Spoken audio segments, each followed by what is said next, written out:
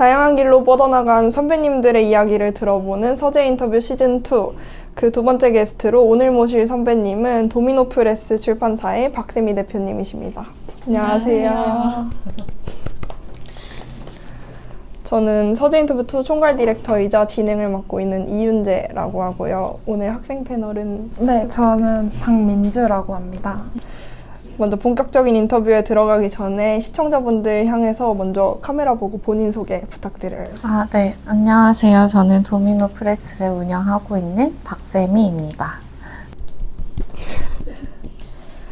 1편에서 먼저 저희가 나눌 이야기는 대표님의 건축학과 시절에 관한 내용이 될 것 같습니다.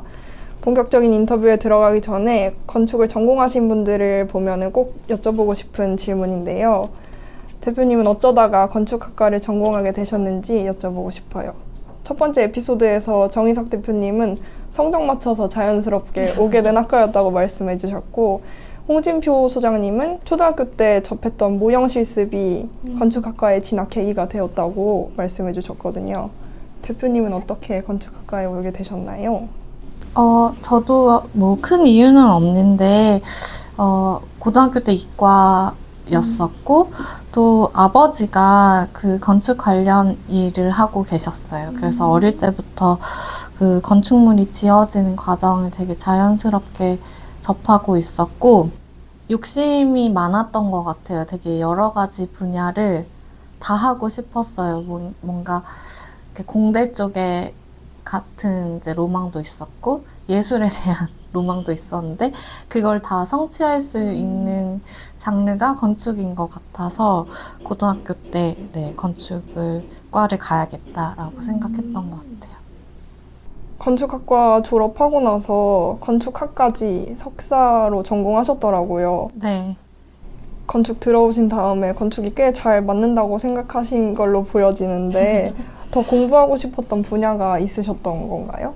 사실 그러니까 제가 건축을 잘하고 못하고와는 상관없이 건축이라는 학문에 대해서는 워낙 흥미를 가지고 있었고 너무 잘하고 싶었던 것 같아요. 근데 이제 그것이 이제 제가 설계를 하는 건축가가 될 거냐라는 문제하고는 조금 달랐던 것 같아요. 그래서 설계를 하기보다는 뭔가 건축에 대한 공부를 조금 더 해야겠다라는 생각으로 석사를 갔었죠. 건축학과 졸업 후에 스페이스 잡지사에서 기자로 근무하셨던 이력이 있으시더라고요. 네. 저도 미디어 과다 보니까 좀 기자 이런 쪽에 관심이 많은데 혹시 건축 전문 기자는 어떤 일을 하는지 말씀해 주실 수 있나요? 그 말 그대로 이제 건축 그리고 전문이라는 말이 붙잖아요. 그래서 아무래도 그 일반직 기자보다는 조금 더 전문성을 요하는 직업인 것 같기는 해요. 왜냐하면 이제 건축이라는 분야 자체가 워낙 학문적으로 혹은 기술적으로 전문적인 어떤 특성을 띠기 때문에 학문에 대한 이해가 없이 뭔가 에디팅을 한다는 것이 좀 어려운 일이어서 제가 스페이스에 있을 때도 거의 99%가 이제 건축을 전공한 분들이 이제 와서 에디터를 했었고요. 사실 제가 많은 건축 잡지를 경험한 것은 아니어서 건축 전문 기자의 아주 전체적인 것은 잘 모르겠지만 스페이스를 경험을 바탕으로 얘기하면 일단은 기사를 기획할 수 있는 능력도 있어야 하고 그리고 그 건축 자료들을 파악할 수 있는 전문적인 독해력도 있어야 하고 그리고 글을 쓰다 보니까 또 글쓰기 능력도 요하는 그런 직업인 것 같습니다. 네. 보통 기자들은 출입처가 있잖아요. 네. 그러면은 보통 건축 관련된 출입처를 드나드는 건가요? 사실은 이제 스페이스에서 많이 주로 다뤘던 것은 이제 건축가와 건축 작품이다 보니까 이제 건축가를 통해서 건축물을 답사하거나 행사를 가거나 이런 경우들이 많고 또 저희가 이제 매체에 이제 요청이 오는 경우들도 많죠. 그래서 이제 초청이 오면은 가는 경우도 많아요. 보통 건축하면 짓는 행위라고 많이 생각하시는데 짓는 행위를 넘어서 쓰는 행위 그리고 그걸 넘어서 이제는 출판사를 운영하고 계시잖아요. 이렇게 새로운 방식으로 건축을 접근하게 된 배경이 있는지 궁금합니다. 제가 이제 대학 때 복수 전공으로 국어문학과를 전공을 했어요. 그게 이제 학교를 다니면서 아마 다들 잘 아시겠지만 설계를 하는 과정이 녹록지 않잖아요. 밤도 많이 새야 되고 다른 과에 비해서 과업도 굉장히 많고 교수님의 크리틱도 다정하지 않은 경우가 많고 저도 이제 비슷한 이제 고난을 겪으면서 이 설계라는 것을 평생 직업으로 삼는 데 있어서 내가 적합한 사람인가를 좀 고민을 많이 했던 것 같아요. 근데 이제 아까 말씀드렸다시피 저는 좀 하고 싶은 게 많은 사람이라 건축은 이제 거의 투신을 요하잖아요. 네. 거의 온몸을 이렇게 불살라야 되는 어떤 그런 직업이다 보니까 그때 당시에 뭐 하고 싶은 것들이 되게 많았는데 그거를 허용하지 않는 직업인 것 같았어요. 그래서 이거 졸업 전에 차선책을 마련해야겠다. 그래서 내가 두 번째로 좋아하는 게 뭘까라고 생각했을 때 어렸을 때부터 글쓰기를 워낙 좋아해서 국어문학과 복수 전공을 해야겠다 라고 생각했고 또 학생 때 제가 그 건축 잡지 보는 것을 정말 좋아했어요. 그래서 그때 아마 공간 잡지도 거의 다 봤던 것 같고 네, 해외 잡지들도 많이 보면서 그 건축으로 글을 쓰는 거에 대한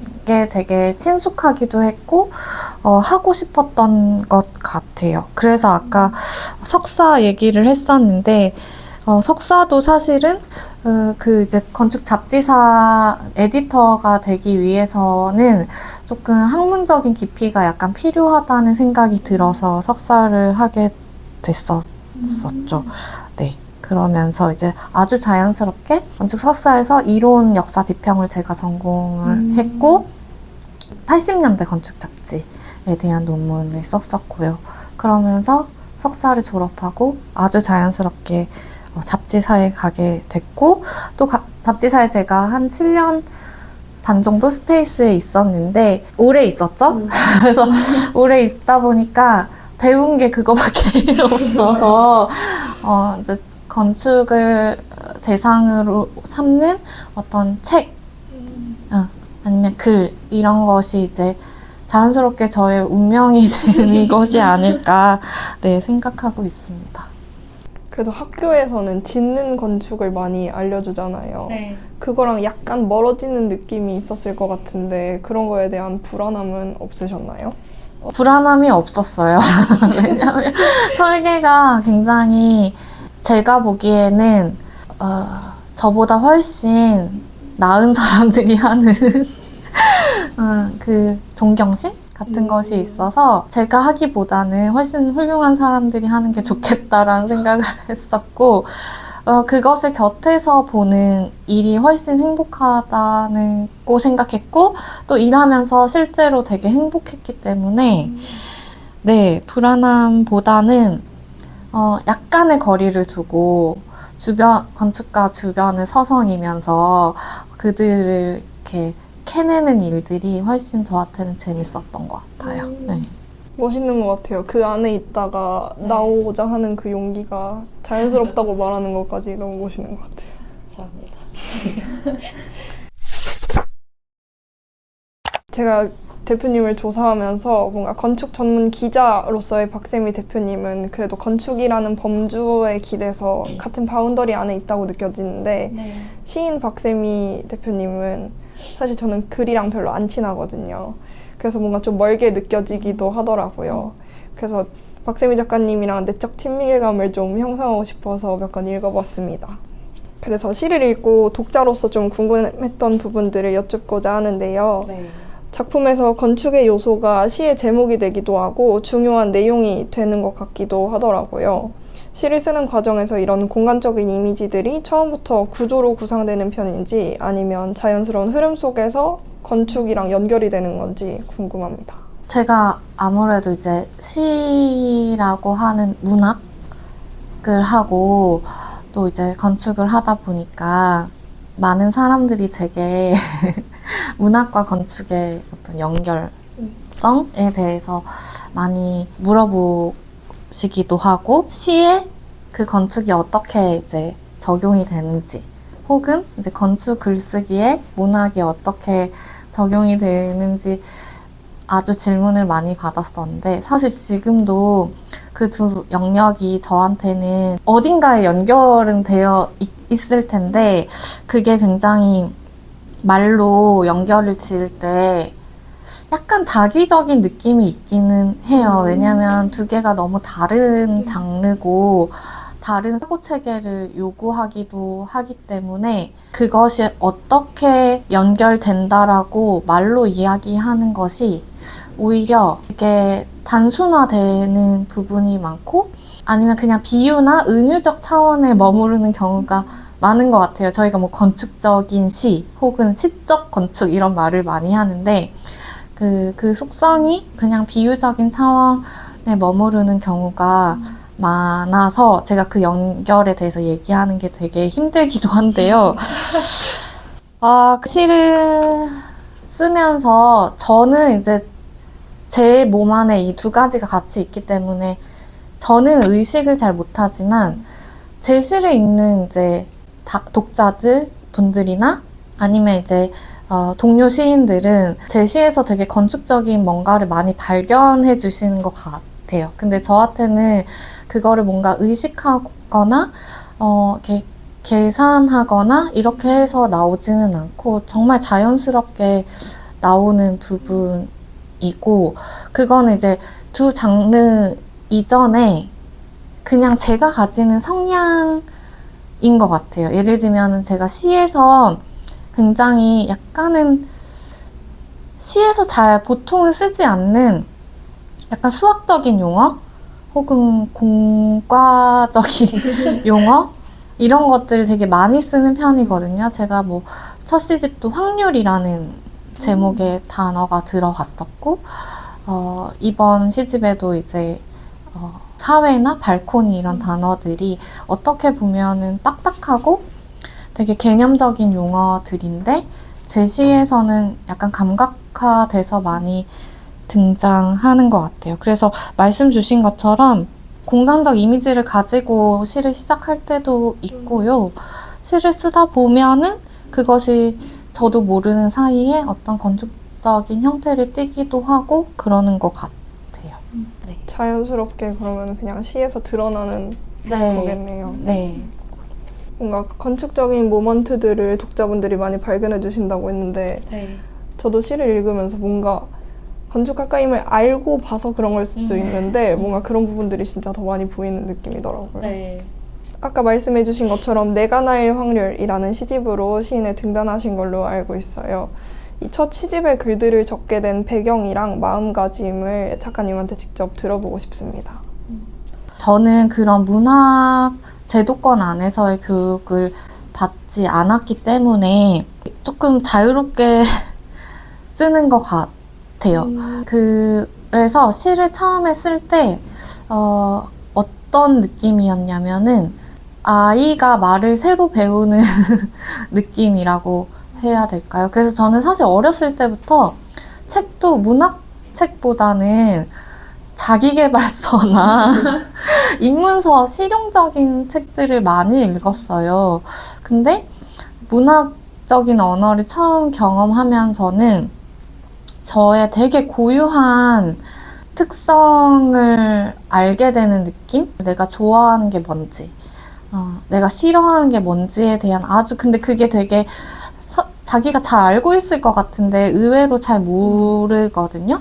근데 이제 그 시를 쓰면서 처음 그런 거에 대해서 궁금했던 것 같아요. 나는 도대체 어떤 사람일까에 대해서. 그래서 첫 시집인 내가 나일 확률을 쓸 때는 그 제목에도 되게 많이 드러나 있기는 한데 굉장히 저의 내면을 세계 안에서 저의 어린 시절부터 시작해서 제 안에 있는 뭐 상처들 혹은 뭐 고유한 어떤 기억들 같은 거를 이렇게 탐색하면서 시를 썼던 것 같습니다. 네. 저는 바로 이어서 그 다음 시집을 읽었는데 제가 잘못 가져온 줄 알았어요. 시집이 너무 느낌이 달라서 좀 더 일상적이고 밝은 장면들이 많이 등장을 하더라고요. 이 두 시집이 가진 정서나 관점 변화가 어느 지점에서 비롯된 건지 한번 여쭤보고 싶었어요. 첫 시집은 제가 20대 초반부터 20대 후반까지 썼던 시들이에요. 그리고 이제 시라는 그 언어를 처음 배우는 아이의 마음으로 시를 썼기 때문에 굉장히 좋게 말하면 제 내면에 집중해서 시를 썼던 것 같고, 좀 나쁘기보다는 하여튼 약간 자폐적이라고 해야 될까요? 제 안에 갇혀서 제 내부를 막 탐색하는 그런 시들이 많았는데, 이제 두 번째 시집은 제가 이제 30대가 돼서 이제 막 사회에 뛰어들어서 저의 이제 업을 갖고 또 이제 그 기자라는 굉장히 외향적인 많은 사람들과 소통해야 되는 이제 직업을 갖고 생활을 하고, 또 이제 30대는 먹고 사는 것을 이제 스스로 책임을 져야 하잖아요. 그래서 그런 여러 가지 환경 속에서 저를 제 안에서 발견하기보다는 그 제 주변을 둘러싼 환경으로부터 저를 발견하는 시간이었던 것 같아요. 그러다 보니까 여기서도 이제 제목에 그대로 드러나는데, 뭔가 이제 집 내부에서 시를 쓰는 것이 아니라 뭔가 발코니에 서서 외부를 향해 바라보면서 내가 어떤 사회에 속해 있고 어떤 문화적 토양을 갖고 있고 어떤 사람들하고 관계하고 있는지, 그래서 그런 환경 속에서 내가 어떻게 지금 성립되고 있는지를 탐색하면서 썼던 시들이어서 확연히 좀 다른 지점이 생긴 것 같아요. 네. 저는 그 중에서도 미술관을 위한 주석이 약간 작가님만의 공간 표현법을 읽은 듯한 느낌이 들었어요. 이런 공간적 시를 구성하게 된 의도나 제작 배경이 궁금해요. 그 미술관을 위한 주석이란 전시 자체가 그 국립현대미술관에 있는 그 미술관, 그 공간이 주제였거든요. 그래서 그 공간을 다루는 시를 써야 하는 이제 숙제를 안게 된 거죠. 근데 이제 보통은 시를 써서 발표하면 책이 되잖아요. 근데 이제 그때는 책이 아니라 전시가 되는 시였단 말이에요. 그러니까 굳이 제가 책 안에 들어갈 수 있는 그 일반적인 시의 형태보다는 뭔가 구체시라고 하는 거를 한번 써보고 싶었어요. 그리고 제가 이제 건축을 전공하다 보니까 그 공간을 기호화하는 작업을 할 수 있겠다라는 생각을 했었던 것 같고, 그래서 제시를 보면 이제 그 전시장 도면이 이제 배경이 돼요. 우리가 도면에 이제 기둥을 까만색 네모로 표시하잖아요. 사각형. 그것을 저는 그냥 기둥이라는 그 글자 자체, 텍스트 자체로 이제 배열을 해놓고, 그 정시를 경험하는 이제 독자가 가질 수 있는 감각을 예상하면서 그 위치, 그러니까 그 감각을 느낄 수 있는 그 위치에 그 텍스트를 이렇게 놓는 작업을 했었어요. 근데 그 구체시가 그 한국말로 하면 구체시인데 영어로 하면 콘크리트 포엠이거든요. 그래서 되게 재밌는 어떤 형식인 것 같아요. 그래서 기회가 되면 그런 구체시를 좀 써보고 싶은 마음이 있어요. 원래 그런 형식이 있는 거예요? 네, 원래 있어요. 그래서 그러니까 텍스트를 그림의 도상으로 이제 다루는 방식인 거죠. 네. 그거 보고 저희가 평소에 그리는 도면보다 더 잘 읽히는 거예요. 그래서 더 신기했어요. 시간이나 도시와 같이 그 양을 헤아리기 어려운 것들을 식물이나 동물과 같은 것들로, 그러니까 인간이 아닌 스케일을 통해서 바라보는 시선이 인상적이었는데요. 작가님에게 식물은 어떤 방식으로 세계를 보이게 하는 매개인지 여쭙고 싶었습니다. 그러니까 건축을 가지고 글을 쓰다 보면 계속 인간의 눈이 건축에선 사실 되게 중요하잖아. 인간의 눈 아니면 새의 눈이죠. 조감도라고 하는. 특히 이제 도시를 경험하는 주체는 사실 인간만 있지 않고 고양이, 강아지, 뭐 자동차, 식물 이렇게 그러니까 도시 공간에 이제 살고 있는 주체들이 사실은 인간 말고도 굉장히 많은데 그것들이 좀 소외되어 있다고 생각했어요. 그래서 그것들의 눈으로 보는 도시나 건축이 좀 궁금해서 그거를 좀 가늠하고 상상해 보면서 글을 쓰는 것이 좀 재밌더라고요. 그래서 네, 쓰게 됐고 제가 이제 식물에 대한 글을 이제 많이 쓰게 됐는데 어쩌다 보니까 그래서 사람들이 제가 식물을 굉장히 사랑하고 식물을 굉장히 잘 키우는 사람으로 자꾸 오해를 하시는데 저는 전혀 그렇지는 않고요. 근데 그런 면이 있어요. 그러니까 식물이라는 것이 아까 말씀드렸다시피 이제 건축 안에서 다루는 이제 비인간의 주체들이 약간 소외되어 있죠.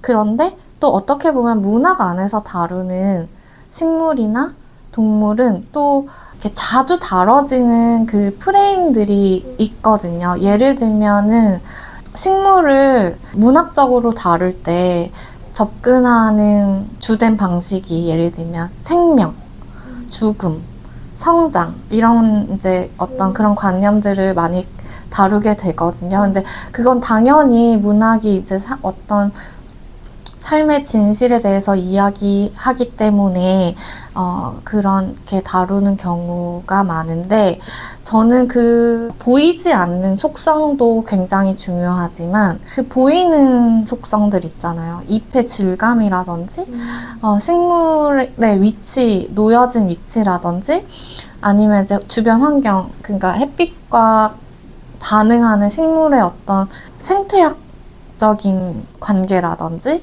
그런 것들에 조금 더 관심이 있었던 것 같아요. 그래서 제가 책 제목에도 이제 식물 스케일이라는 단어를 붙인 것도 조금 더 식물을 보이지 않는 그 은유적 속성으로 들어가기 이전에 식물을 그냥 있는 그대로 관찰해보는 그런 거를 제가 좀 해보고 싶었던 것 같아요. 그건 사실 되게 건축적인 관점인 거죠. 거의 이제 식물을 뭔가 진짜 물질로 보고 뭐 잎의 크기, 꽃의 색깔, 뭐 잎의 질감 이런 것들을 형태 이런 것들에 되게 집중해서 보는 관점인 것 같아요. 진짜 기존의 생명, 죽음 이런 거랑 연관되던 식물이랑은 다르게 보이는 것 같네요. 네. 책 내용 중에 산책하는 고양이 따라가는 글이 너무 재밌었던 것 같아요. 그 고양이가 다시 돌아오는 것도 너무 신기했고 식물 스케일 내용 중에서는 책 전반에 걸쳐서 식물이랑 물건, 사람의 관계가 교차하는데요. 작가님께서 사물이나 반려견을 돌보는 일이 스스로를 돌보는 일이랑 좀 연결되어 있다고 느껴졌어요. 어떤 점에서 이 두 행동이 서로 연결되는지 여쭙고 싶습니다. 저는 제가 스스로 만들어지고 있다는 생각보다는 제가 매일 보고 있는 사람들 혹은 제 방의 물건들이 저를 만들고 있다는 생각을 되게 많이 하거든요. 그래서 그거에 대한 중요함을 되게 많이 생각하는 것 같아요. 제가 홍진경 님 유튜브를 보다가 되게 공감하는 지점이 있었는데 홍진경 님이 자기한테는 매일 쓰는 머그컵이 너무 중요하다. 머그컵을 드는 이제 손의 감각이라든지 그 음료를 입에 닿는 그런 감각이 매일매일 내가 하는 것이기 때문에 그러니까 자기가 머그컵을 열심히 고른다는 뭐 그런 얘기였던 것 같아요. 근데 저한테도 그런 매일매일의 어떤 쓰는 물건이라든지 이런 것들이 되게 스스로 감각을 만드는데 되게 중요한 것이라고 생각하고요. 저는 저와 다른 종이 한 집에 살고 있는 게 되게 이상하거든요. 그리고 그 다른 종이 갖는 언어 체계라든지 그런 것들이 굉장히 저한테는 매일매일 낯설고 기분 좋은 일인 것 같아요. 그리고 그 다른 종을 사랑하는 것에 대한 것들도 저한테 되게 중요한 감각인 것 같고요. 대표님은 책을 많이 읽어오셨을 것 같은데 읽어오신 책 중에 가장 기억에 남는 책이 있으신가요? 아니면 아껴두었던 구절이라던가. 기억에 남는 책이면서 저한테 되게 중요한 책이 그 장폴 사르트르가 쓴 벽이라는 책이 있어요. 그 책을 제가 한 100번까지는 아닐 것 같고 한 50번 정도는 적어도 읽었을 것 같고, 보통 사람들이 책을 읽을 때 지식의 어둠을 많이 생각하면서 읽잖아요. 근데 저는 그 책을 읽을 때 굉장히 감각으로 받아들였던 것 같아요. 그 사르트르의 언어 자체를. 근데 그게 되게 일맥상통하는 게 그 내용 자체가 이제 실존주의에 대한 얘기이기 때문에 그 실존을 이제 정말 그 몸의 감각으로 인식하는 그런 책이거든요. 그래서 그 책을 읽을 때 책상에서도 읽고, 목욕탕에서도 읽고, 뭐 소파에서도 읽고, 누워서도 읽고, 정말 여러 몸의 자세를 바꿔가면서 의도하진 않았지만 그렇게 읽으면서 읽을 때마다 너무너무 그 텍스트가 저한테 다르게 다가왔고, 그 실존주의라고 하는 어떤 철학이나 태도가 제가 쓰는 글에 영향을 굉장히 많이 미친 것 같아요. 그래서 저한테는 굉장히 중요한 책이에요. 약간 책마다 목소리나 감정이 되게 다르잖아요. 네. 근데 글을 쓰실 때 그런 걸 좀 일관되게 유지하려고 하신다거나 그런 방법이 있는지 궁금합니다. 저 같은 경우에는 어떤 일관됨에 대해서는 별로 관심이 없고, 네, 어떻게 하면 다르게 해볼까에 대한 관심이 훨씬 많아서, 그리고 이제 그 목소리라고 하는 것은 결국에는 내가 말하고자 하는 것에 대한 형식이라고 생각해요. 그래서 제가 예를 들면 시를 쓸 때 어떤 무엇에 대해서 쓰고 싶다라고 생각할 때 그러면 이것을 말하는 화자는 어떤 화자여야 될까에 대해서 많이 고민하는 것 같아요. 그래서 뭐 예를 들면은 그것이 뭐 성별일 수도 있고, 여자 화자일 수도 있고, 남자 화자일 수도 있고, 노인일 수도 있고, 아이일 수도 있고, 뭐 아까처럼 뭐 고양이일 수도 있고, 아니면 정말 유령일 수도 있겠죠. 그래서 그런 그 화자가 어떤 화자에 또 어떤 톤을 가져야 하는지에 대해서 고민을 많이 하는 편인 것 같아요. 이제 마지막 챕터로 넘어갈 텐데요. 네. 대표님께서는 건축과 글이 서로를 어떻게 확장시킨다고 생각하시나요? 대표님의 생각에서 이 두 영역이 서로 어떤 관계를 맺고 있는지 궁금했습니다.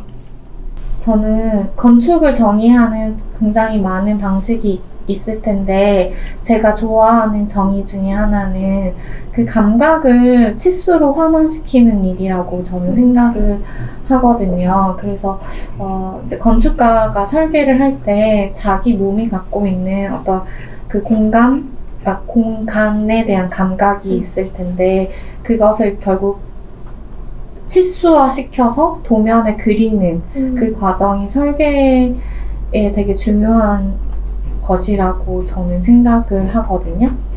그리고 그렇게 감각을 건축가가 치수로 환원한 것을 그 공간을 누리는 사용자는 다시 그 치수를 느끼진 않잖아요. 사용자가. 다시 그것이 감각으로 환원돼서 사용자가 느낀다고 생각해요. 그런 일이라고 봤을 때 시도 비슷한 것 같아요. 시인이 가지고 있는 어떤 세계에 대한 감각이 있을 텐데 그 감각을 치수가 아니라 언어, 한글이라는 그 기호화를 하는 것이죠. 그리고 독자는 그 기호를 텍스트로 읽을 수도 있지만 정말 그대로의 자기만의 감각으로 환원해서 읽는 것 같아요. 그거는 이제 또 다른 에세이나 그 소설과는 조금 다른 지점이라고 생각하고, 그래서 저는 그 두 가지 건축과 시를 쓰는 것이 제가 두 영역에서 움직일 때 되게 유연한 사고를 제공해 주는 것 같아요. 예를 들면 건축에서 쓰는 되게 고정적이고 간습적인 말들이 언어가 있잖아요.